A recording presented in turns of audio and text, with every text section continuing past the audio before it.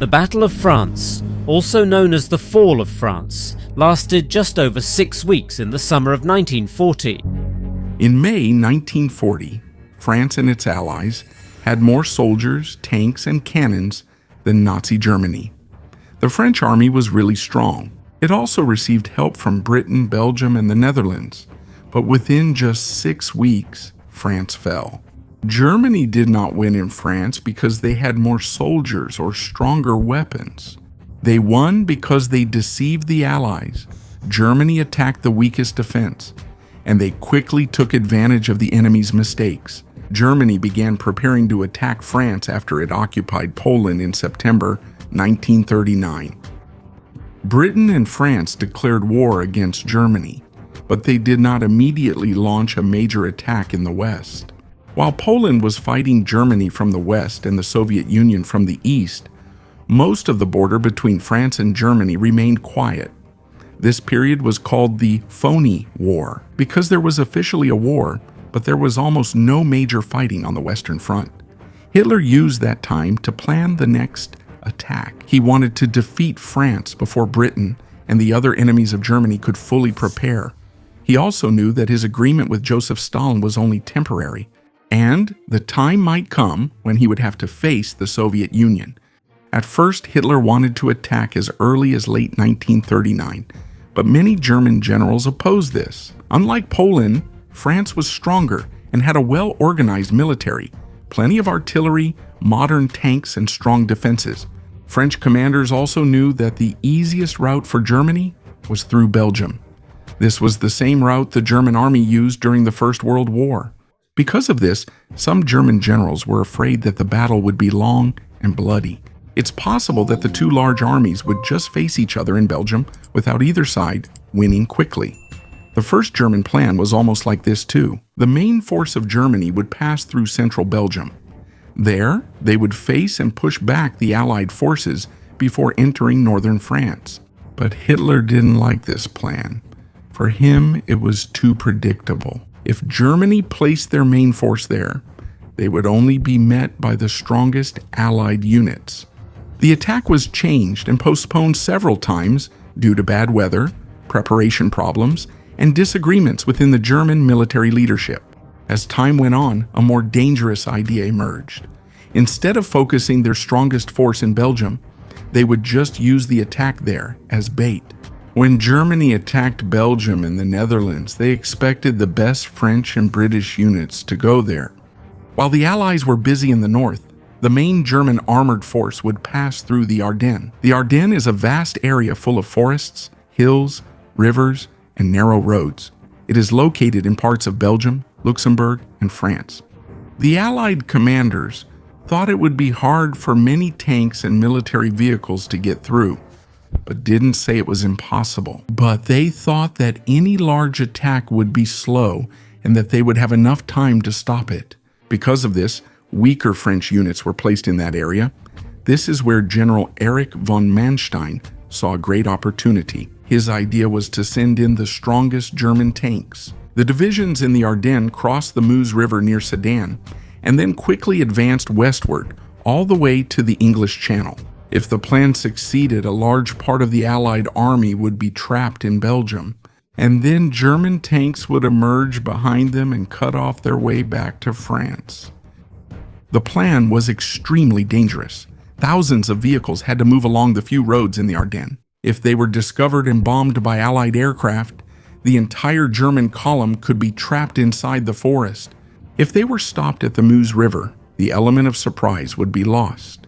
If France attacked quickly from the south, the German tanks advancing toward the sea could be cut off from behind and surrounded. But even so, the possible reward was great. If they crossed Sedan quickly, there would be almost no large Allied reserve to immediately block them. And that is exactly what happened. In January 1940, there was another incident that further changed the plan. A German airplane carrying part of the previous invasion plan crashed in Belgium. Because of this, the Belgians got hold of the documents it was carrying. Because the Allies might already know the previous plan, it became even more important for Germany to use a new direction for the attack. By February 1940, the final plan was chosen.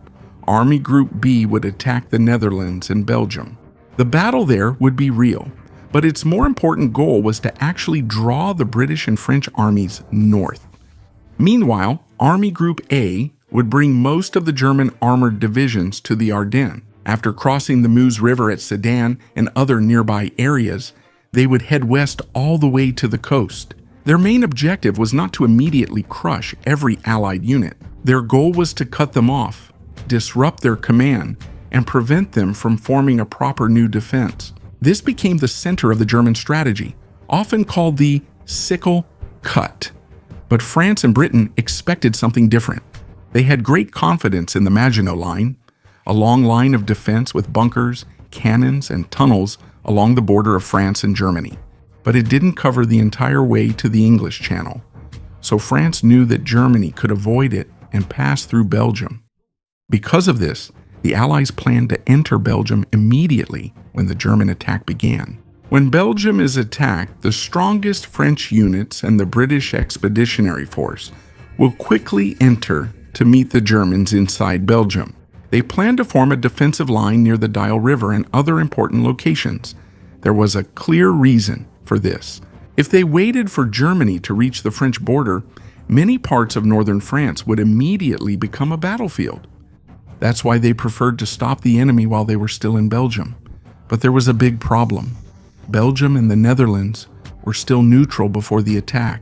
They didn't want to openly make a detailed joint defense plan with France and Britain because they were afraid of giving Germany a reason to attack them. So when the war started, that's the only time the Allied forces had to enter and properly coordinate with the Belgian and Dutch armies. While a huge number of soldiers and vehicles were moving at the same time, there was traffic, wrong orders, and delays. An even bigger problem happened in the south. While the Allies were sending their strongest forces to Belgium and the Netherlands, fewer troops were left guarding the Ardennes and Sedan. There were intelligence reports saying that a large German force might pass through there, but the Allied commanders did not immediately believe this. The French commanders still believed that German tanks could not quickly pass through the narrow and dense Ardennes. The French army also did not have a large reserve force ready to be deployed if their defenses were breached. Another problem was that many of their best units had already been sent north. In terms of numbers, the Allies were not weak. They had more soldiers, artillery, and tanks than Germany on the Western Front. Many French tanks also had thicker armor and more powerful cannons than some German tanks. But having a lot of weapons wasn't enough. What mattered more was how they were used. Many Allied tanks were spread out to support the infantry. In Germany's case, many tanks were grouped together into a few armored divisions. They already had infantry, engineers, artillery, communication teams, and air support with them. So when they saw a weak defense, they could immediately concentrate a large force in one place and advance quickly. Not all German soldiers moved quickly. Many still walked or used horses to carry equipment. But Germany placed its fastest units in the most important parts of the battle. This is where the Allies made a mistake. They prepared for a major attack in Belgium, but Germany used this reaction to draw them away from the real danger. While the strongest Allied forces were heading north, German tanks suddenly attacked in the Ardennes and Sedan. If they weren't stopped immediately, the entire Allied plan could collapse. On May 10, 1940, Germany simultaneously attacked the Netherlands, Belgium, Luxembourg, and France. At first glance, it seemed like the main attack was in the north. This is exactly what Germany wanted them to believe. While the strongest British and French forces were entering Belgium, the main German armored units were already moving quickly through the Ardennes. In the Netherlands, Germany used paratroopers, aircraft, and soldiers who secretly approached key bridges. Not all airborne operations were successful. Many German aircraft were damaged, and there were some airfields they did not capture immediately, but the Dutch defense still collapsed quickly. On May 14, the Luftwaffe bombed Rotterdam. A large part of the city center was destroyed, and hundreds of civilians were killed. Out of fear that other cities would also be bombed, the main Dutch forces surrendered the next day. In Belgium, one of the most important targets there was Fort Eben Emael, a large fortress guarding key bridges and canals. Instead of attacking it with a conventional infantry assault, Germany deployed a small group of special forces. These troops used gliders. They landed right on top of the fortress and used explosives to destroy the guns and defensive positions. The Belgian defenders did not surrender immediately, but the fortress was neutralized and the way was opened for the German advance. While the Allies' attention was focused in the north, a massive traffic jam occurred inside the Ardennes. The line of German tanks, trucks, artillery, and infantry stretched for a long distance along the narrow roads. If this had been discovered and heavily bombed by Allied aircraft, the entire German operation could have been cut off. But the French High Command realized too late how large the force passing through there was. They sent reinforcements, but it wasn't enough and it was already too late. They also thought that German artillery and tanks would reach the Meuse River slowly.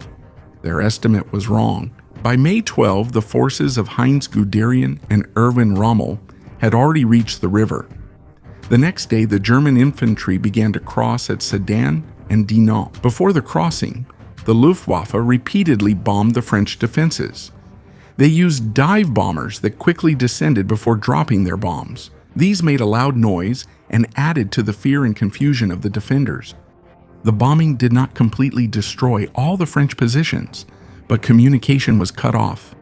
Some units were scattered, and rumors spread that the German tanks had already crossed, even though it wasn't true yet. Because of this, some soldiers retreated even before the main German force arrived. When the German engineers managed to build a temporary bridge, the tanks were able to cross quickly. Some of the German tanks were weaker compared to the heavier French models, but they moved together, had clear communication, and quickly attacked one area before the enemy could respond. German commanders also didn't wait for every new order from High Command. When they saw an opportunity, they moved forward immediately. This was the big problem that France faced. Before the report could reach headquarters and the commanders could make a decision, the German tanks had already moved to another location. At first, the German bridgeheads on the Meuse were still weak. Some units lacked fuel, ammunition, and even working tanks. They could still have been stopped if there had been a strong and organized French counterattack right away. But this did not happen at the right time. The French forces did launch attacks, but they lacked coordination, and often the tanks, infantry, and artillery were separated. There were places where French soldiers showed that they could stop the Germans. In Stone, the small town changed hands several times because of intense fighting. A French char faille, one tank commanded by Captain Pierre Belot, destroyed many German tanks and anti-tank guns, even as his own vehicle was repeatedly hit. This showed that French equipment and all their soldiers were not weak. The problem was that they were not able to use their strength in the right place and at the right time. On May 15, the German armored units broke out from their bridgeheads and quickly advanced further west. It was only then that the Allied commanders fully realized the danger. The main British and French armies were in Belgium. As the German tanks quickly passed behind them, a retreat from Belgium was ordered.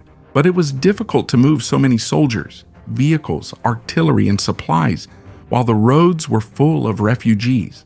At the same time, there was also a change in political leadership. On the day the invasion began, Winston Churchill replaced Neville Chamberlain as Prime Minister of Britain. In France, General Maurice Gamelin was replaced as military commander by General Maxime Weygand. But when these changes happened, the German breakthrough was already deep. There was also no large French reserve ready to quickly block the German tanks. Some German armored units had a brief pause because their senior commanders were afraid that they were already too far ahead of the infantry. Their flank was long and exposed, so it was possible for them to be attacked from the south. But the Allies were not able to take advantage of this opportunity. The command was disorganized, communication was slow, and it was unclear who should lead the large counterattack. By May 20, the German 2nd Panzer Division had reached the coast near Abbeville.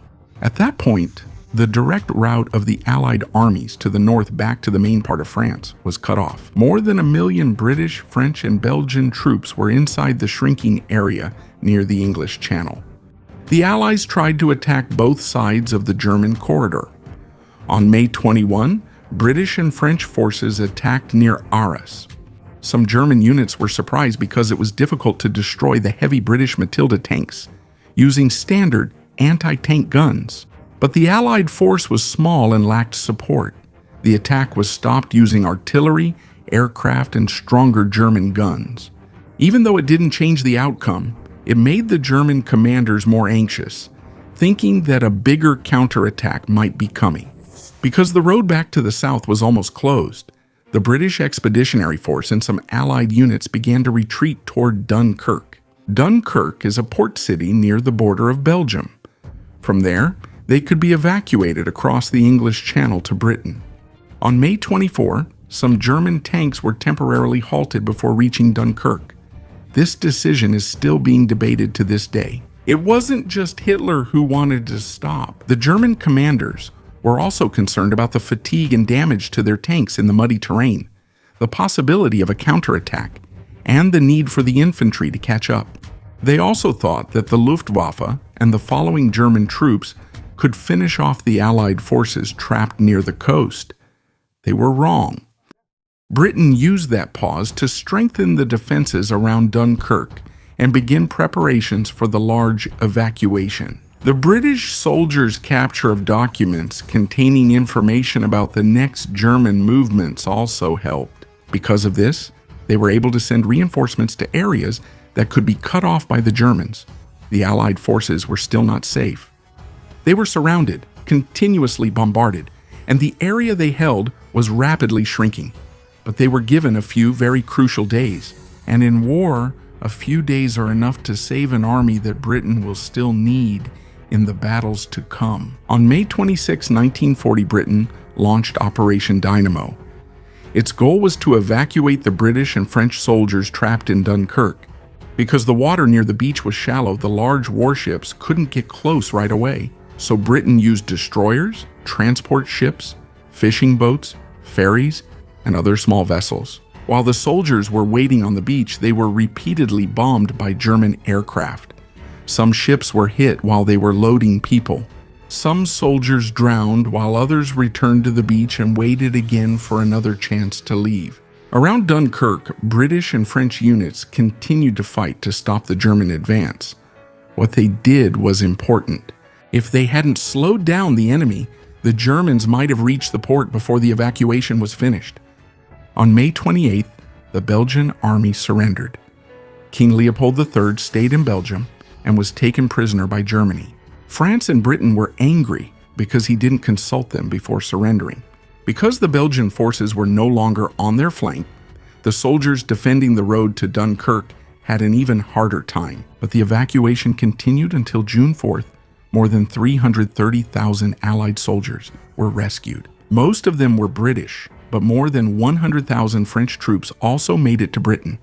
Many French soldiers were left behind to defend the area around Dunkirk. Tens of thousands of them were eventually forced to surrender. A large part of the British army was saved, but most of their tanks, artillery, trucks, and other heavy equipment were left behind in France. So this was not really a military victory. It was a successful rescue from a massive defeat, but it was very important for Britain. If the entire British Expeditionary Force had been captured, it would have been much harder for them to continue the war against Germany. After Dunkirk, Germany then faced the remaining French army in the south. France tried to form a new defense along the Somme and Aisne rivers. At first, the French soldiers fought fiercely. They created small but strong defensive positions in the villages and forests. Even if the German tanks broke through, the French infantry remained and held back the German soldiers following behind. Because of this, there were German armored units that managed to push far ahead but lacked infantry support. This showed that the French army was still able to fight effectively. When the defense is clear and their position is good, but Germany already has a big advantage. Many of the best Allied units were evacuated without heavy weapons or were captured in the north. France also lacked reserves that could be sent to new gaps in the front line. On June 5, Germany launched Case Red, the final offensive against France. German forces crossed the Somme and Aisne rivers. Whenever they saw a gap, their tanks quickly passed through and circled around the sides of French positions. Even though the defense was brave in many areas, French commanders struggled to keep up with the speed of the attack. Whenever they managed to prepare a new line, there was already a German unit that had passed through another area. There were also crimes committed against prisoners. In some areas, German troops killed French colonial soldiers from Africa even after they surrendered. This was part of the racist beliefs of the Nazi regime, which looked down on black soldiers. There were also British, French, and civilian prisoners killed in other incidents while the campaign was ongoing. By June 6, German forces had already broken through some parts of the French defense. The next day, General Hermann Hoth's tanks advanced rapidly and split the French 10th Army. Some German commanders did not always wait for orders. Erwin Rommel, for example, continued to push his division rapidly toward the Seine River, even though his superiors were worried about the exposed flank of his forces. Such aggressive actions were risky, but because the French command was already in disarray and their retreat continued, this only accelerated the collapse of their defenses. On June 9, a major new German attack began in the east.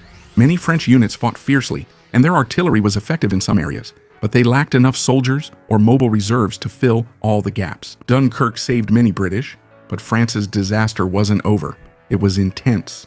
Na-reserve para isara ang lahat ng butas. With its strongest Allied force in the north gone, many French units fought, but gaps quickly opened the way to Paris. By June 1940, the remaining French army was in complete disarray. Units were still bravely fighting.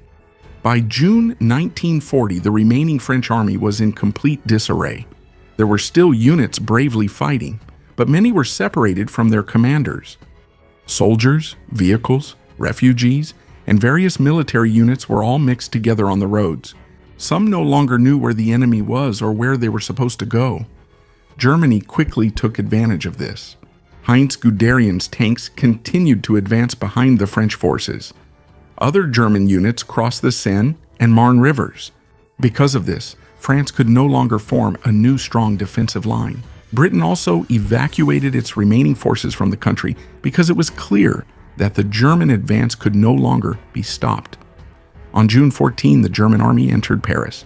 There was almost no major fighting inside the city because it was declared an open city to avoid further destruction.